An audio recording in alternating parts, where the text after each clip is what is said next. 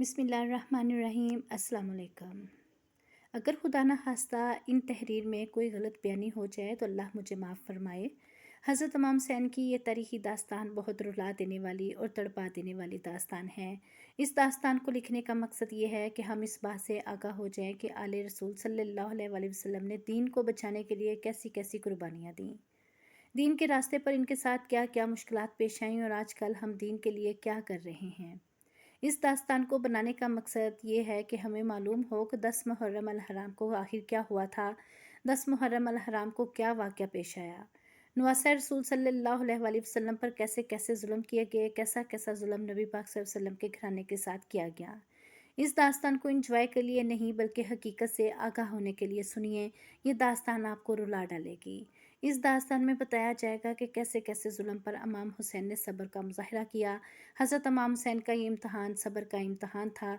दिलों को थाम कर इस दास्तान को सुनिए। ये वाक़या शुरू होता है जब हज़रत इमाम हुसैन मदीना तशरीफ़ में थे और मदीना शरीफ में अपने नाना जान सल्लल्लाहु अलैहि वसल्लम की कब्र अनवर पर आखिरी हाज़री पेश करके मक्का शरीफ हिजरत कर रहे हैं।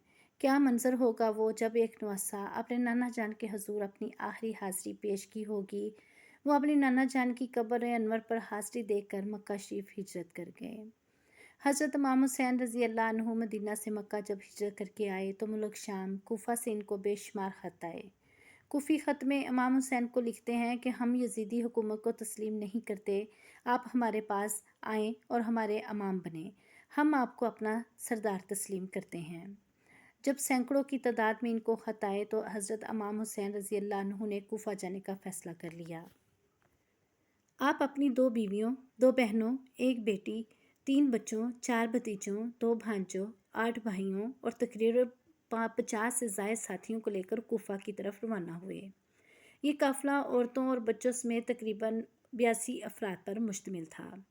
अभी हज़रत इमाम हुसैन रज़ी अल्लाह अन्हु ने तकरीबन 2 मंजिल यानी 36 मील सफ़र तय किया कि पीछे से आपके बहनोई हज़रत अब्दुल्ला जाफ़र जो कि हज़रत ज़ैनब के शोहर थे वो आपके पीछे आए और हज़रत इमाम हुसैन रज़ी अल्लाह अन्हु को रोका क्या वहाँ ना जाएं। आपसे पहले जो भी वहाँ गया वो वापस ना आया, इसलिए आपसे गुजारिश है कि आप वहाँ ना जाएं। आप वापस चलें। मैं गवर्नर मक्का से भी अमान ले ली है, वहाँ आपको कोई नुकसान नहीं पहुँचेगा। हज़रत इमाम हुसैन रज़ी अल्लाह अन्हु ने कहा, मैं वहाँ अपनी मर्ज़ी से नहीं जा रहा बल्कि मुझे भेजा जा रहा है। मैं किसी मकसद के तहत वहाँ जा रहा हूँ, मगर वो मैं आपको नहीं बता सकता। हज़रत जाफ़र ने कहा, आपको कसम है अल्लाह की, मुझे बताएं आप वहाँ क्यों जा रहे हैं। हज़रत इमाम हुसैन रज़ी अल्लाह अन्हु ने कहा, ये राज की बात थी, मगर तूने मुझे इतनी बड़ी कसम दे दी है तो सिर्फ़ इतना सुन ले। हज़रत इमाम हुसैन रज़ी अल्लाह अन्हु ने फरमाया कि अल्लाह की तरफ से जो हुक्म आया हुआ है इसे टाला नहीं जा सकता। आपने फरमाया नहीं। इमाम हुसैन ने फरमाया कि मुझे ख्वाब में मेरे नाना जान हज़रत मोहम्मद सल्लल्लाहु अलैहि वसल्लम की ज़ियारत हुई। उन्होंने मुझसे एक अहद लिया है और मैंने इनसे वादा किया है और मैं इनसे किया गया वो वादा पूरा करके इनके पास पहुंच जाऊंगा। ये कहकर आगे चल दिए। हज़रत इमाम हुसैन चलते चलते कूफा के रास्ते एक मुकाम आता है जिस नाम मुकाम हाजर है। वहाँ पहुँचे और कुछ देर क़याम किया। मुकाम हाजर से आप अपने एक कासद जिनका नाम कैस बिन मसर था इनको ख़त देकर कूफा रवाना किया, जिसमें लिखा था कि हम मुकाम हाजर तक पहुँच चुके हैं, अब आगे सफ़र जारी कर रहे हैं। आप सब अपना वादे पर कायम रहना, हम जल्द आपके पास पहुँच जाएंगे। कैस बिन मसर ख़त लेकर चले। कूफा का एक गवर्नर जिसका नाम इब्न ज़ियाद है, इसको हज़रत इमाम हुसैन के आने की खबर बहुत पहले हो चुकी थी, इसलिए इसने जगह जगह अपने फ़ौजी फैला दिए। शहर मक्का तक अपने फ़ौजी फैला दिए, इतने फ़ौजी फैला दिए कि हज़रत इमाम हुसैन के साथ साथ इसकी फ़ौज के सिपाही आ रहे थे और वो पल पल की खबरें इमाम हुसैन तक पहुंचा रहे थे कि इमाम हुसैन अब मुकाम हाजर तक पहुंच गए, अब एक कासद को ख़त देकर भेजा है। जब इब्न ज़ियाद को कासिद की खबर मिली तो इसने कैस बिन मसर को रास्ते में ही रोक लिया और ख़त भी छीन लिया और कहा कि अब मैं तुझे इसी सूरत में छोड़ूंगा जब तू 2 शर्तें मान लेगा। सबसे पहले हज़रत इमाम हुसैन पर लानत करो माज़अल्लाह, इसके बाद इनके वालिद हज़रत अली पर माज़अल्लाह, फिर तुझे छोड़ूंगा।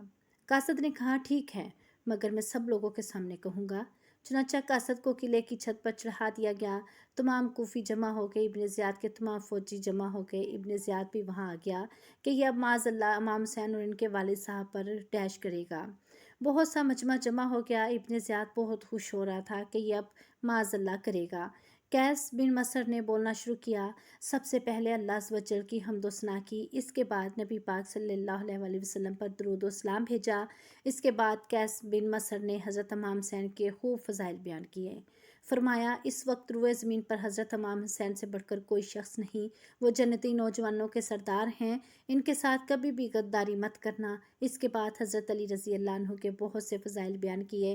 حضرت علی فاتح خیبر ہیں، سیدہ فاطمہ زہرا رضی اللہ عنہا کے شوہر ہیں، امام حسین کے والد ہیں۔ جب دونوں کے خوب فضائل بیان کر لیے تو اس کے بعد قیس بن مصر نے ابن زیاد پر لعنت کی، اس کے بعد اس کے باپ پر لعنت کی۔ اس کے بعد ابن زیاد جو بڑا خوش ہو رہا تھا کہ اب امام حسین کو برا بھلا کہا جائے گا، جب اس نے قیس بن مصر کے الفاظ سنے تو اس کے چہرے کا رنگ دیکھنے والا تھا۔ وہ غصے سے تلملانے لگا اور کہا، اس شخص یعنی قیس بن مصر کو سخت تکلیف دے کر شہید کر دو۔ چنانچہ ان کو قلعے کی چھت سے اچھال کر پھینکا گیا، جس سے ان کے جسم کے ٹکڑے ٹکڑے ہو گئے اور جام شہادت نوش فرما گئے۔ حضرت امام حسین رضی اللہ عنہ راستے میں تھے کہ ان کو شہادت کی خبر ملی۔ ان کی آنکھوں سے آنسو جاری ہوئے اور فرمایا، امام حسین نے دوستوں کے ساتھ مشورہ کیا اور کہا، یہ ایک دم سے کیا ہوا؟ ابھی تو مسلم کی طرف سے خط آ رہے تھے کہ حالات بہت تسلی بخش ہیں۔ 18,000 افراد نے امام حسین کی بات کر لی ہے اور بات کرنے والوں کی تعداد میں برابر اضافہ ہوتا چلا جا رہا ہے۔ ہمیں معلوم کرنا چاہیے کہ کیا ہوا۔ تمام ساتھیوں نے کہا کہ ہم بدلہ لیے بغیر واپس نہیں جائیں گے۔ اس کے بعد حضرت امام حسین رضی اللہ عنہ آگے بڑھتے چلے گئے۔ امام حسین نے اپنی طرف ایک لشکر آتا دیکھا۔ اس لشکر کا سپہ سالار حر بن یزید تھا۔ حر اپنے ساتھ 1,000 فوج کا لشکر لایا تھا۔ یہ پہلا لشکر تھا جو امام حسین کو گرفتار کرنے آیا تھا۔ حر کی امام حسین سے ملاقات ہوئی اور کہا کہ میں آپ کو گرفتار کرنے آیا ہوں۔ امام حسین نے فرمایا کہ ہمیں کس جرم میں گرفتار کرنے آئے ہو؟ حر نے کہا، جہاں تک مجھے معلوم ہے آپ کا جرم بغاوت ہے۔ آپ نے بغاوت کی ہے، یزید کو اپنا امام تسلیم نہیں کیا، اس کو اپنا سردار تسلیم نہیں کیا، آپ پر بغاوت کا الزام ہے۔ آپ نے حر سے فرمایا، کیسی بغاوت؟ بغاوت تو اس وقت ہوتی ہے جب ہم یزید کو اپنا امام تسلیم کرتے اور پھر اسے چھوڑ کر بھاگ جاتے۔ ہم نے اس کو اپنا سردار تسلیم ہی نہیں کیا تو بغاوت کیسی؟ اور ہم کوفہ اس لیے آ رہے ہیں کہ ہمارے مریدوں نے، ہمارے محبوں نے خط بھیجے ہیں، سینکڑوں خطوط آئے، دعوت ملنے پر کوفہ آئے ہیں۔ امام حسین نے تھیلے میں سے خطوط نکال کر دکھائے۔ حر نے کہا، مجھے خطوط کا علم نہیں، مگر میں آپ کو واپس نہیں جانے دے سکتا۔ میرے ساتھ 1,000 کا لشکر ہے، اگر آپ کو واپس جانے دیا تو یہ سب جا کر اب ابن زیاد کو بتائیں گے کہ اس نے امام حسین کو گرفتار کرنے کا موقع ہاتھ سے کھو دیا اور ان کو واپس جانے دیا۔ اس لیے ایک کام کرتے ہیں، میں آپ کو گرفتار نہیں کرتا، آپ نے بھی کوفہ جانا ہے اور میں نے بھی آپ کو گرفتار کر کے کوفہ لے کے جانا ہے، اس لیے آپ کے ساتھ ساتھ چلتا ہوں۔ حر ایک نیک آدمی تھا۔ اس سفر میں اس کو یہ سعادت ملی کہ ساری نمازیں امام حسین کے پیچھے ادا کی۔ امام حسین کے مقابلے میں لشکر پہ لشکر آتے چلے جا رہے ہیں۔ ایک لشکر آیا، پھر دوسرا آیا، پھر تیسرا آیا۔ مختصر محرم کی 2 تاریخ آ گئی۔ امام حسین ایک جگہ پہنچے۔ اس جگہ آپ کو گھیر لیا گیا۔ جب چاروں طرف سے گھیرے گئے تو امام حسین نے کسی سے پوچھا کہ جس جگہ ہم کھڑے ہیں اس جگہ کا نام کیا ہے؟ بتانے والوں نے بتایا، اس جگہ کا نام کربلا ہے۔ حضرت امام حسین نے یہ سنا تو فرمایا، سچ فرمایا تھا میرے نانا جان نے کہ حسین کی شہادت گاہ کربلا ہے، اب ہم یہاں سے کہیں نہیں جا سکتے۔ ابن زیاد کی طرف سے لشکر پہ لشکر چلے آ رہے ہیں۔ امام علی مقام کے مقابلے میں 22,000 کا لشکر جمع ہو گیا، جبکہ امام حسین کا قافلہ 82 بندوں پر مشتمل تھا، ان میں بچے بھی تھے اور عورتیں بھی۔ امام حسین لڑنے کے ارادے سے نہیں آئے تھے۔ جو لڑنے کے ارادے سے گھر سے نکلتا ہے وہ اپنے بچوں، بیویوں اور بہنوں کو لے کر نہیں نکلتا۔ امام حسین کے پاس سامان جنگ نہ تھا، مگر یزیدی لشکر کے پاس ہر قسم کا سامان جنگ موجود تھا۔ وہ پوری تیاری کے ساتھ آئے تھے۔ ایک یزیدی شخص جس کا نام عمر بن سعد تھا، یزید نے اس کو ایران کا گورنر مقرر کیا تھا اور عمر بن سعد کو بھی ایران کی گورنری کا بہت شوق تھا۔ ابھی وہ ایران کی گورنری سنبھالنے جا ہی رہا تھا کہ اس کو یزید کا دوسرا پیغام ملا کہ پہلے کربلا جاؤ اور امام حسین کا مقابلہ کرو، ان کو قتل کرو، امام حسین کا سر کاٹ کر پہلے میرے اور پھر یزید کے پاس پہنچاؤ، پھر تم گورنری سنبھالنے جانا۔ یزید کا پیغام سن کر عمر بن سعد واپس آیا اور کہا، مجھے معاف کر دیں، میں نواسہ رسول صلی اللہ علیہ وسلم حضرت امام حسین رضی اللہ عنہ کا خون نہیں بہا سکتا، میں ان سے لڑائی نہیں کروں گا۔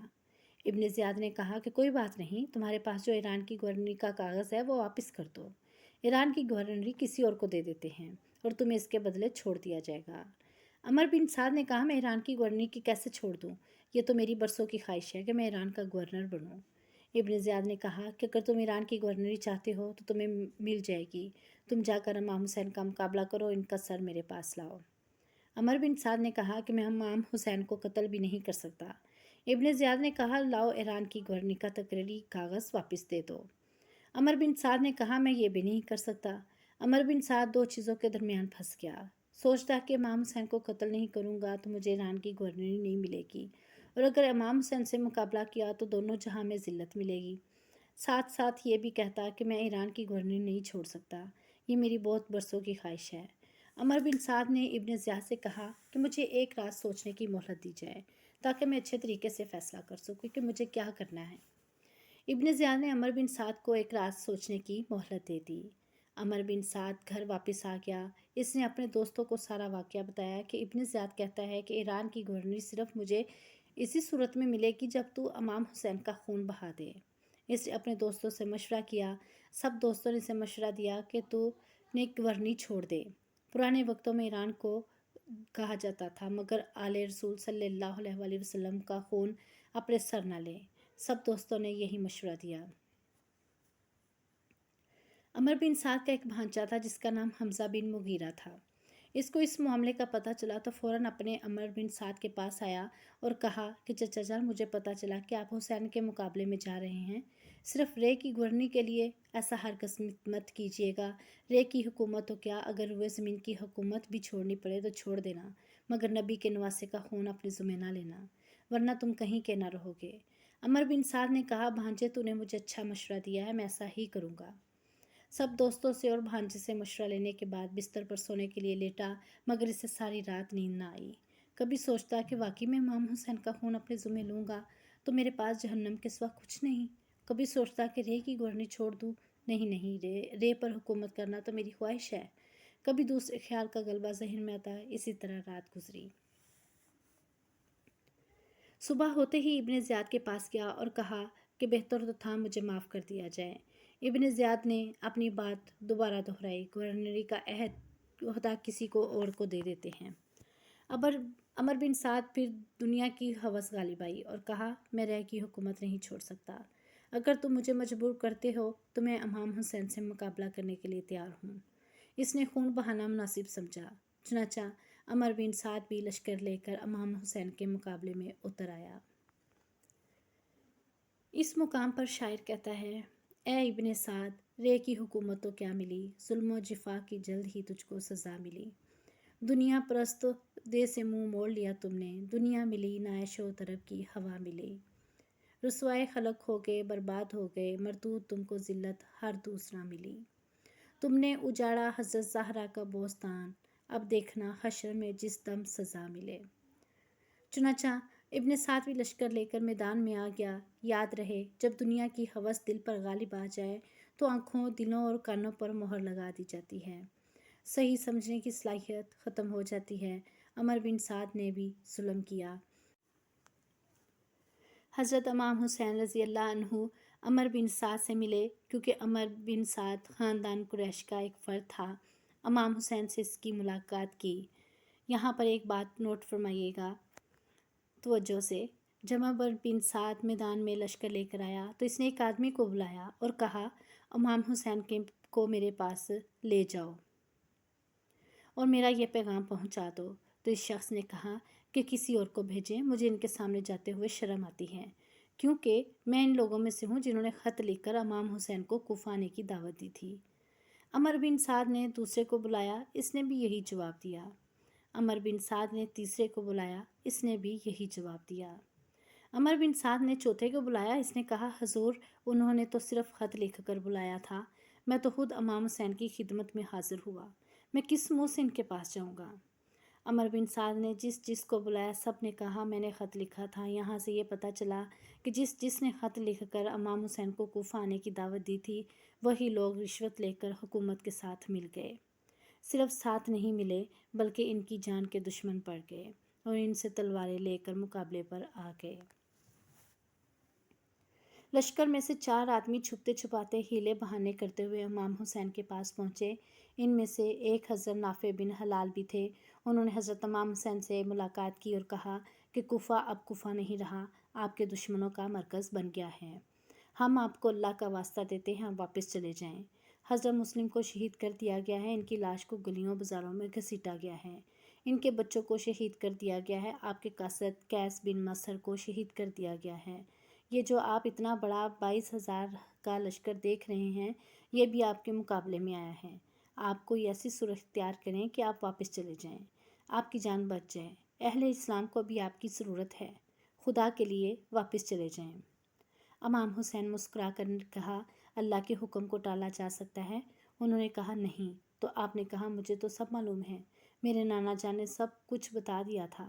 इमाम हुसैन ने कहा, अल्लाह के हुक्म को टाला नहीं जा सकता। ये हमारी शहादत गाह है। यहाँ हम शहादत का जाम नोश करेंगे और सब्र का मुजाहरा करेंगे। आपने कूफियों के सामने बहुत कायम किताब बरोज़े क़यामत ये अल्लाह के सामने कोई बहाना ना बना सके। इमाम हुसैन ने अमर बिन साद से मुलाकात की और अमर बिन साद के सामने 3 शर्तें रखीं और अमर बिन साद से कहा, इन 3 शर्तों में से कोई एक शर्त मान लो ताकि मेरे खून से बच जाओ, खून खराबा ना हो और मैं जहन्नुम में ना जाऊं। इमाम हुसैन ने अमर बिन साद के सामने कौन सी 3 शर्तें रखीं, एपिसोड 2 में आपको बताऊंगी। अगर वीडियो पसंद आए तो लाइक करें और चैनल को सब्सक्राइब करें। जज़ाकल्लाह।